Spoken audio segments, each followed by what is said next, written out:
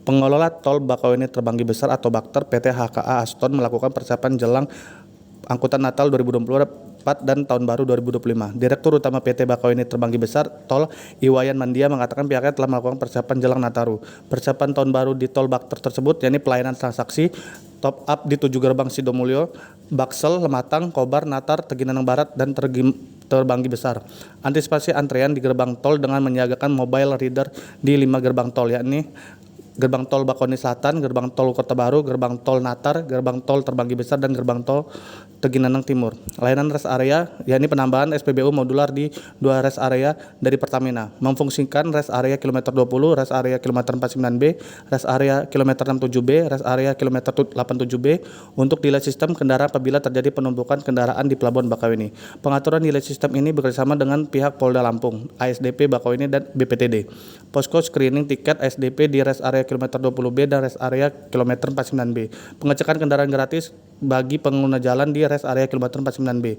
Posko Dinas Kesehatan di rest area 87A dan B, rest area 116A dan B, serta rest area 20B. Memfungsikan toilet semi permanen di seluruh rest area tol.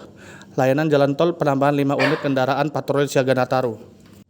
Layanan umum menyiagakan 2 genset portable 80 kVA dan gerbang tol Kota Baru dan 40 kVA di gerbang tol Baksel.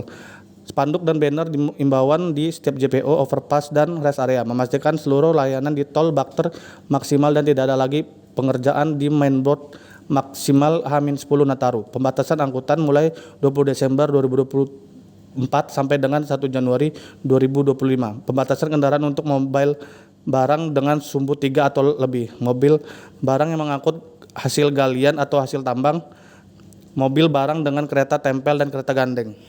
Yang khusus jalan tolnya nanti dari sisi layanan kita juga menyiapkan menambah 5 kendaraan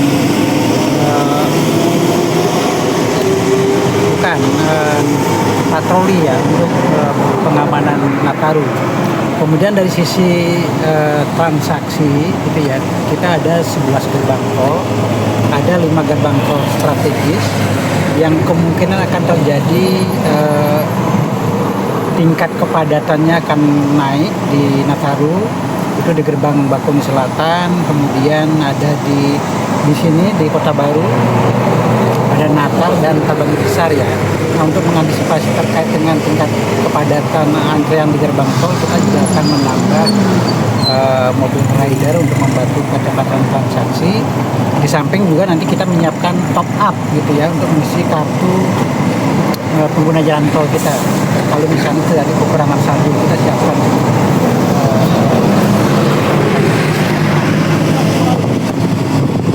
Kemudian rest area kita ada 12 rest area yang akan menjadi delay system di jalur C. Kita akan prioritaskan nanti rest area kita di kilometer 20B. Kemudian kalau terjadi penambahan volume kendaraan gitu ya, nanti kita optimalkan lagi di kilometer 49, 87. Nanti kita ada 3 rest area yang akan mengakomodir terkait dengan penambahan volume kendaraan akibat penyeberangan di Bakauheni nanti. Kita akan bantu ASDP-nya. Itu maksudnya delay system ya Pak? Delay system nanti kita akan kalau terjadi lonjakan di volume kendaraan Bakauheni. Bisa dijabarkan Mbak rest area mana aja?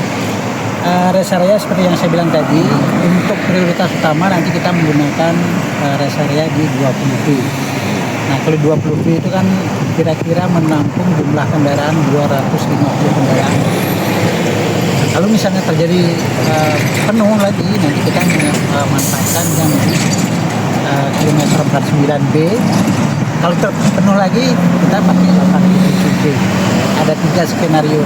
Tapi berdasarkan historikal tahun lalu, menggunakan kilometer 20B ada ya cukup. Kalau dari HK sendiri, prediksi kepadatan kendaraan di tol itu puncaknya kapan Pak?